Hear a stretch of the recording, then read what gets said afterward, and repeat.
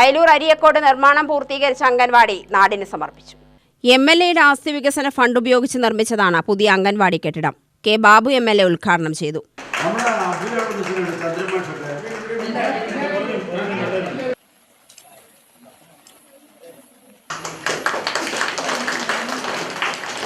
ആകെ ഒരു ആക്ഷേപം എന്നെനിക്ക് തോന്നിയിട്ടുള്ളത് ഇവിടെ നെന്മാറ ഒലിപ്പാറ റോഡാണ്. ഞാനത് നിങ്ങളോട് പറഞ്ഞു പറയുക, ഇത് ഈ കരാറുകാര്, ഞാൻ ചോദിച്ചാൽ ആരാ കരാറുകാരെന്ന്? MLAയുടെ ആസ്തി വികസന ഫണ്ട് കൊണ്ടല്ലേ ഇവിടെ ചെയ്യുന്നത്. സ്വാഭാവികമായി ആ കരാറുകാരന് ആരാവണം എന്ന് തീരുമാനിക്കാൻ എനിക്ക് അധികാരമുണ്ടോ? ഇയാൾ പഞ്ചായത്ത് പ്രസിഡന്റിന് ഭരണസമിതിക്ക് അധികാരമുണ്ടോ? ഇല്ല. അത് ഈ ടെൻഡറിംഗ് ആണ്. കരാറുകാരൻ ഓൺലൈൻ വഴി ടെൻഡർ വിളിക്കും. ആര് വേണേലും വന്നെടുക്കാം. ഇവിടത്തുള്ള ആള് തന്നെ എടുക്കണമെന്നൊന്നുമില്ല.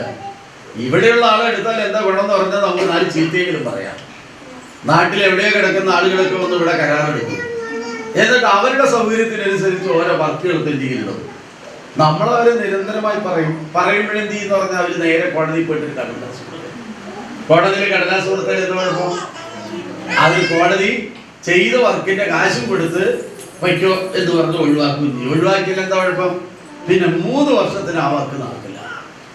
അവൻ തല്ലാതെ ചീത്ത പറഞ്ഞു തലോടിയും അത് ചെയ്യിപ്പിക്കുക എന്നുള്ള ഉത്തരവാദിത്വം നമ്മുടെ MLAയുടെ ആസ്തി വികസന ഫണ്ട് കൊണ്ടോ പഞ്ചായത്തിന്റെ ഫണ്ട് കൊണ്ടോ ഏതെങ്കിലും ഒരു വർക്ക് ഇവിടെ പെൻഡിങ്ങിലുണ്ടോ? ഈ അയലൂർ പഞ്ചായത്തിൽ ചോദിച്ചു നോക്ക്.